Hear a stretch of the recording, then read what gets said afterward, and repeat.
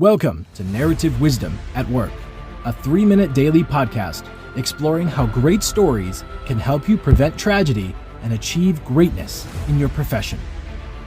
Founders and CEOs, today we'll hear about the danger we must embrace to venture into the unknown. Early on in an organization, it's easy to push the envelope, but as you grow and build, it's easy to want to play it safe. There's more to lose. But what if risk and innovation are two sides of the same coin? Right. We have the crew crossing gantry for capsule ingress. Roger that. Inspired by the late President Kennedy, in only 7 years, America has risen to the challenge of what he called the most hazardous and dangerous and greatest adventure on which man has ever embarked. A month prior to the first launch of the Apollo program, a spark from a frayed wire during a routine test on the launch pad caused an over-oxygenated space capsule to burst into flames and explode. In 15 seconds, the 3 astronauts of Apollo 1 perished from asphyxiation. In the investigation that followed, it was determined that the jump in pressure from the fire prevented the astronauts from opening the door, sealing their fate. Congress, looking for an excuse to defund NASA, wanted to know who was at fault for the disaster. After weeks of deposition, several astronauts testified that the tragedy of Apollo 1 was a failure of imagination, and therefore was everyone's fault.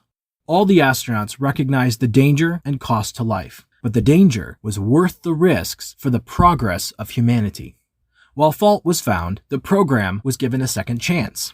Armstrong is on the moon. Neil Armstrong, 38-year-old American, standing on the surface of the moon. On this July 20th, 1969. That's one small step for man, one giant leap for mankind.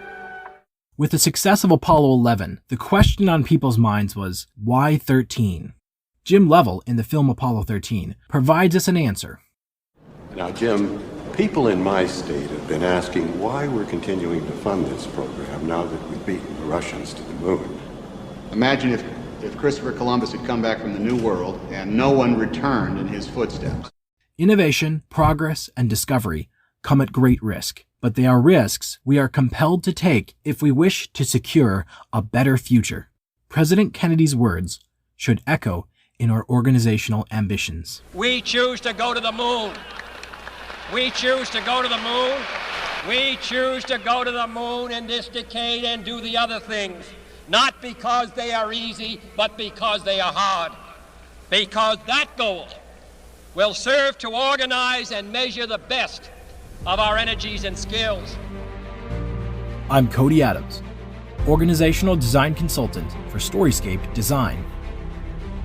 Join us tomorrow for our next segment of Narrative Wisdom at Work.